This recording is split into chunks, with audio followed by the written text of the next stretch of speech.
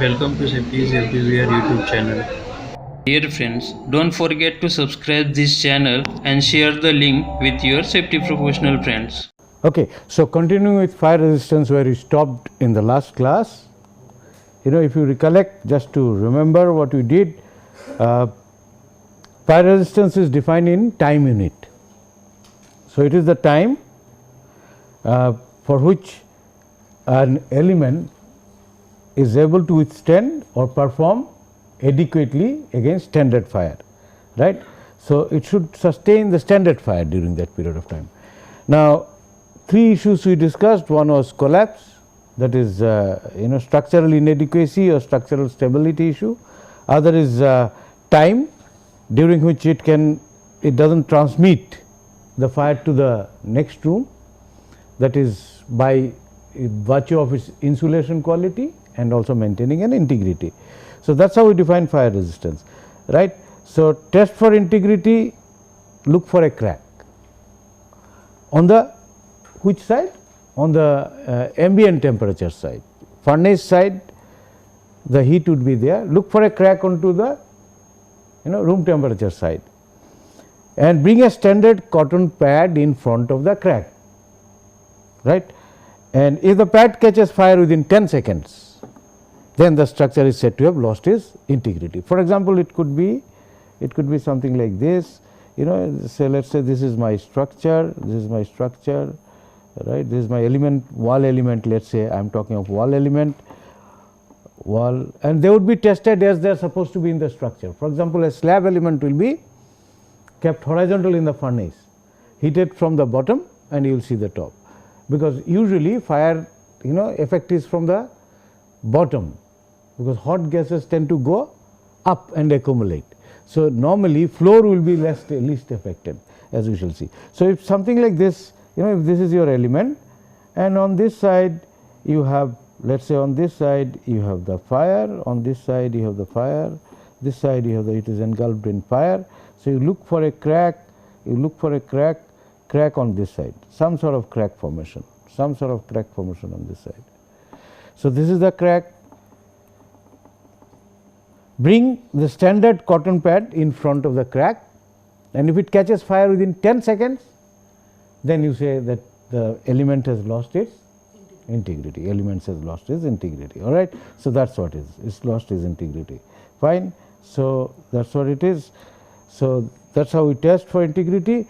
Test for insulation, we look for temperature rise on the other side. So, here we are now looking average temperature. If it goes beyond 150 degrees centigrade, then the structure is lost its insulation quality, and no individual point shall exhibit a temperature rise more than 180 degrees centigrade. Just let me explain again to you. Supposing this is my structural element again, let us say it is again the same wall element I am talking of, right. So, what I will do is I will instrument it. The furnace side is this is the furnace side, this is the furnace side, this is the furnace side, right. So, the heat fire is on this side. So, what I will do, I will have some sort of thermocouples all over the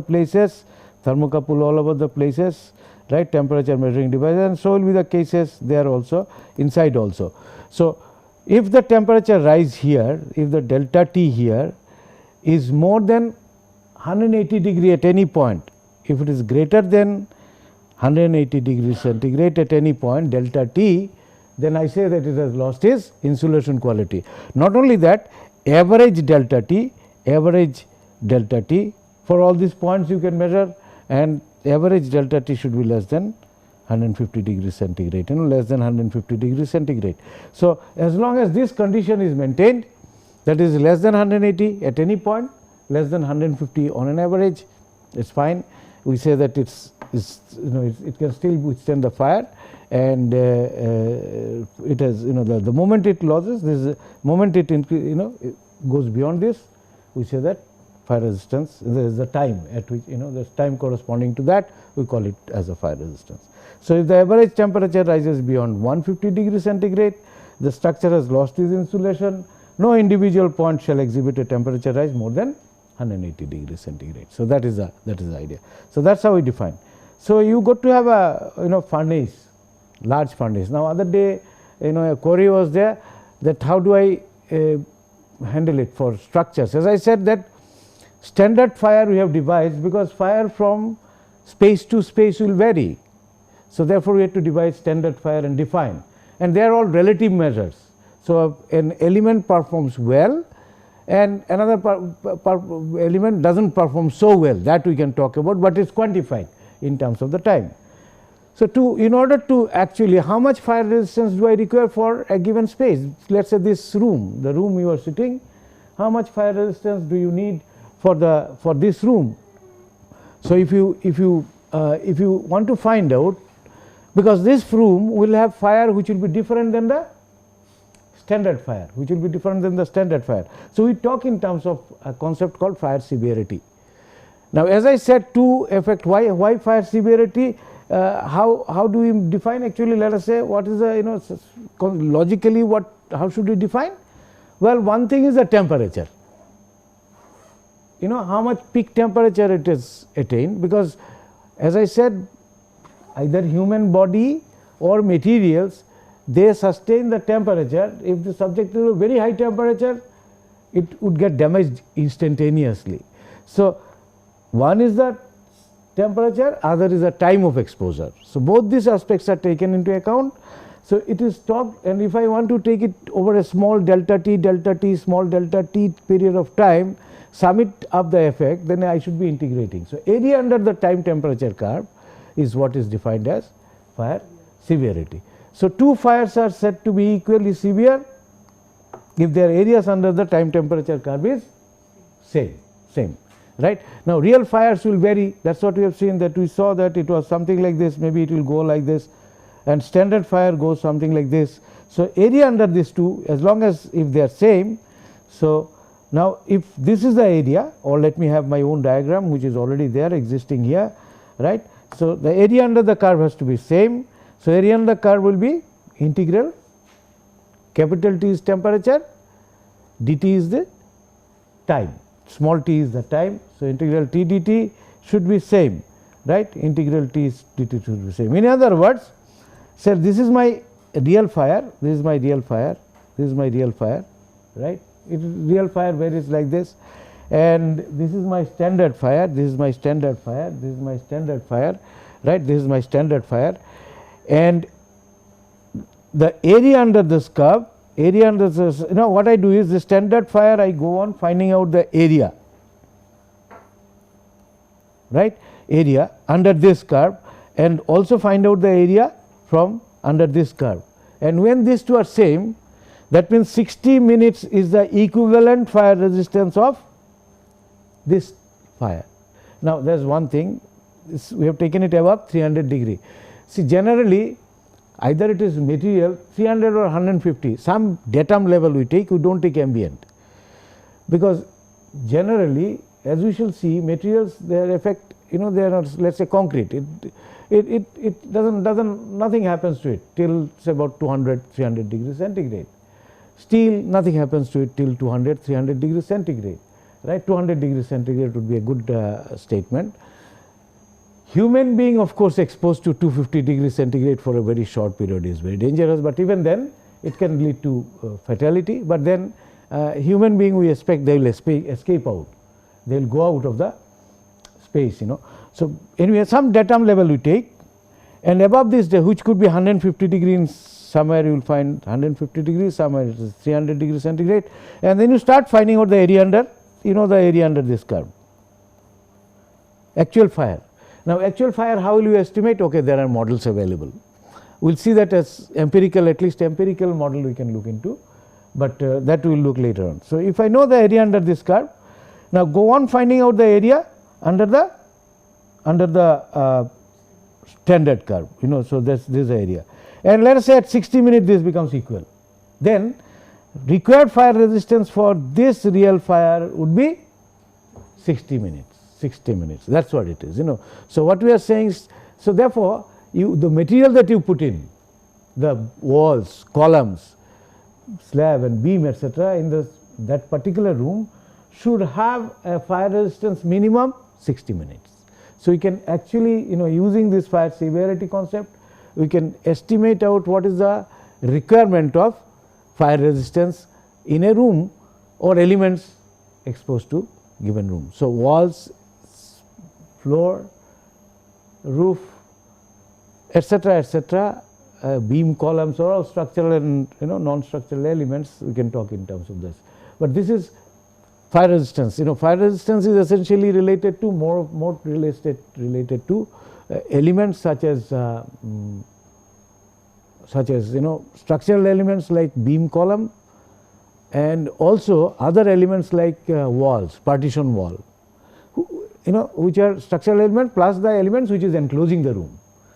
Now, if you come to even you can talk in terms of the fire resistance of, let us say, furnitures, that is fine, but there are certain additional things also one has to look into. For example, issues like flame spread. I will talk about that sometime later on, because spread of flame can be very fast in certain finishing, paints, etc. So, when you have finishings, these are the other issues, not exactly. Fire resistance is for building elements which are relatively larger, not the thin coating or something of that kind, right, but as an integral element we will be looking at it. So, that is what the concept of fire severity, right. So, therefore, now fire load I have just defined. Now, fire load, if I know, because fire severity will depend upon, or time temperature curve for a real fire will depend upon fire load. And last class I was just mentioning, sometime earlier I was mentioning, fire load we define in terms of, is sometime denoted by Q, but I think is it can be, because books defined Q, but heat flux also sometime we are defining by Q. So, please do not get confused. So, this is fire load. Q is the heat of, as I said, combustion of ith material multiplied by mass of ith material that is present in the room, full room, divided by the either the floor area, you talk in terms of floor area, or sometimes the total internal area is also talked about, right. So, fire load is defined in this manner. Now, this is in, it will be in kilojoules or megajoules. This will be in megajoules per unit mass. If you multiply per kg, megajoules per or kilojoules per kg multiplied by the mass. So, this is in terms of kilojoules or megajoules for all the materials in the room, generally megajoules. So, megajoules per meter square is the unit. So, usually it will be megajoules per meter square, megajoules per meter square. I am not happy with the color, let's use the black, megajoules per meter square. So, megajoules, megajoules per meter square. Now, I also mentioned, so this is a unit, but I also mentioned that I might express it in terms of equivalent kg of wood, because most of the experiment is done in terms of equivalent kg of wood. So, fire load in kg would be, kg of wood would be something like this. Now, this is for wood. If I know the delta Hc of wood, then this is megajoules divided by megajoules per kg, this will give you in kg. Now, sometime I also denote it by all internal area, that is why this difference. This is AF floor area, some people have tried to define it with all internal surface area. The reason is, in whichever way you do, the idea is that the spread is important, right. And if you are looking at the whole internal surface area is the one through which heat gets dissipated. So, some people earlier days people also use AI, but commonly it is AF floor wise, right. And then you AI or AF, whatever it is, if you divide by the heat of combustion of wood, then you get in equivalent kg. So, we simply write kg of wood, right, simply we write kg of wood. So, that is how we define fire load, that is how we define fire load, equivalent kg of wood. And people have done some experiments in good old days, they have done some experiments in good old days in furnaces, and what they have done, they have varied the fire load like 60 kg per meter square of floor area, right, and then ventilation. So, considering something like a compartment, a single room compartment, something of this kind, having one window somewhere one window which is occupying 25% area of the wall. So, if this is the wall, it is 25%. That is what they did, experiments they did, and then 60 kg per meter square and per unit floor area, in terms of floor area, and 25% opening in one wall. So, this is the case. So, what they saw was, this is the typical time temperature curve. Now, when you vary this, ventilation is increased to half the wall area. That means, this has now become instead of 50%, instead of 50%, this has become half now, slightly bigger. You find that it lasts for lesser period of time. The fire actually finishes off here, right, and temperature is nearly similar. Now, we can understand this. How we can understand this? How we can understand this physically? Because we said oxygen availability. If the oxygen availability is sufficient, it would actually quickly consume all the fuel. All the fuel will be consumed quickly. So, oxygen rate of burning is a function of the oxygen availability also. So, it will consume the fuel quickly, therefore, it finishes off lesser time, while this took longer time. And now, if I reduce down the fire load, let us say I make it 30 kg, right. Temperature does not go, like 1/4 is here, but if the ventilation is half, it really comes down. Temperature is reduced because now fire load itself is reduced. And if still I have 15 and 1/4, and so these are the experimental empirical evidences, 7.5 kg per meter square. So, basically it depends upon opening, area of opening, and also depends upon the fire load, So, as fire load increases, temperature increases, maybe severity will increase. As ventilation condition is lower, up to certain level, severity may be more, beyond certain point, severity may be lowered, because it will burn out faster, time will be less. So, these are the kind of empirical experiment done on furnaces, experimental work done on furnaces, right, and then somebody would have fitted an empirical equation to this. So, I will come back to this, this empirical equation, right. This is the equivalent fire resistance actually they worked out. Now, what was done is, you see this, they defined a factor called, just a minute, maybe I have, this is a calculation, but maybe I'll just tell you this formula first. What they have done is, they have fitted an expression to this, they have fitted an expression to all this.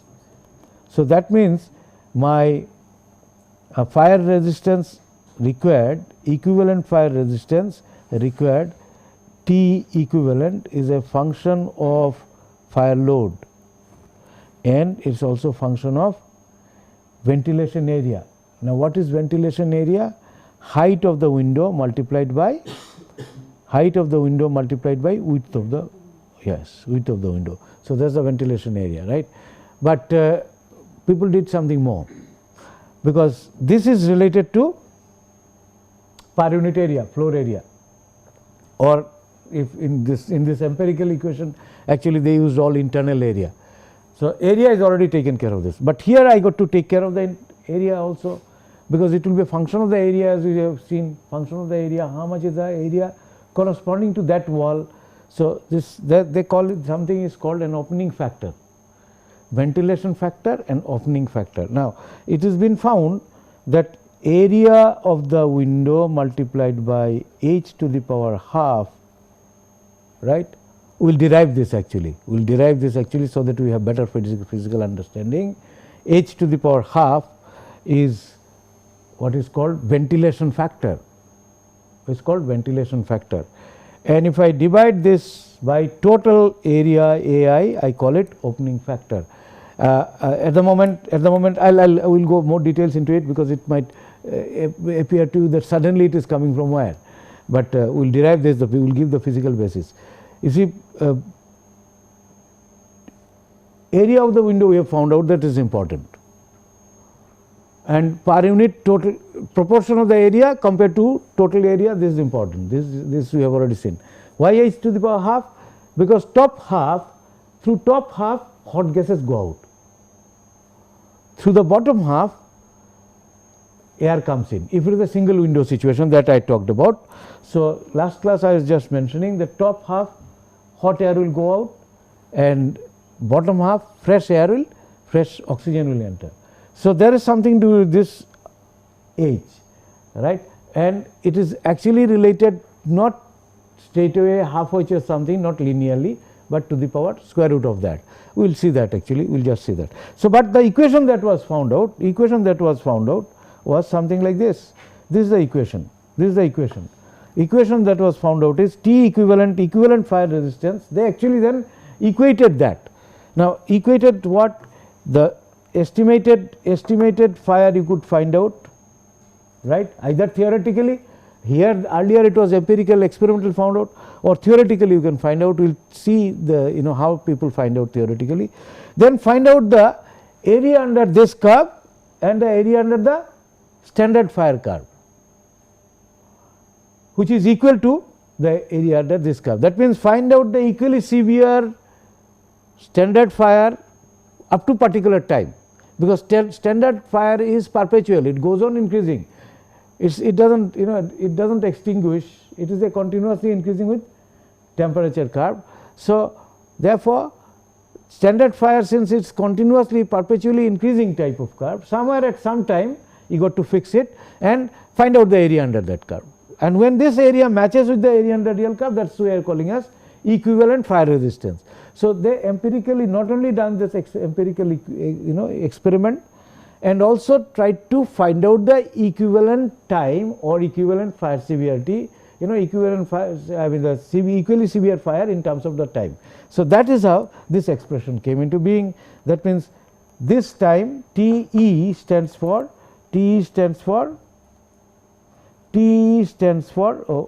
again Gerber, T stands for equivalent time for standard fire, right, since they found that it is proportional to fire load and proportional to total area divided by AW. So, it is A total, means all internal area, this AT is been used by those people who derived. I earlier used AI, internal area, A total area, that means floors, ceiling, everything, divided by what is called ventilation factor.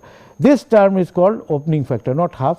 This term AT by AW h to the power half is called opening factor. Its basis we will look into this, because that involves a little bit of fluid mechanics issues, we will come to that, right. So, that is it. Now, just as an example, supposing you want to find out the fire severity in terms of equivalent fire resistance of a compartment given the following data.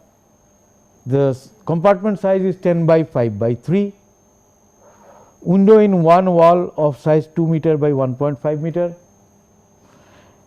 right, and 4 windows, let us say 4 such windows in the 4 such windows actually. Calorific value of wood is given as 18,000 kilojoules per kg, and fire load is 50 kg per meter square, typical for office and things like that. The values I think I might be having somewhere, typical values for fire loads people have actually found out for various types of occupancies, right. Although National Building Code does not give the such values really, because it does not look into modeling. National Building Code part 3, which we will discuss in terms of planning, NBC, National Building Code now 2005, then there is all modifications even recent also. So, National Building Code of India, it deals with, it has got a section 4, I think part 4, which deals with fire protection. Part 4 deals with fire protection. I think part 3 is administration, part 4 deals with fire protection, right. So, this part 4 gives you what are the fire protection need for every types of occupancy, including planning, number of escape you should have. So, that we will discuss later on, but it does not give you the fire load and all, because it does not really address the question of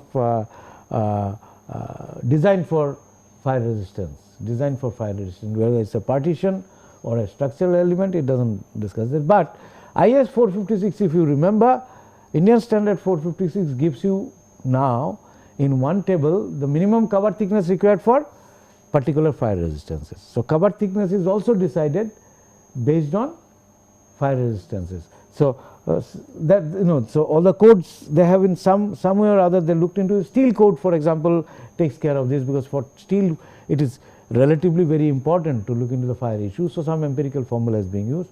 We will look into the simpler case and find out. So, 18,000 kg and this 50 kg per meter square is typically for an office, and let us do a small calculation before we go to the next one.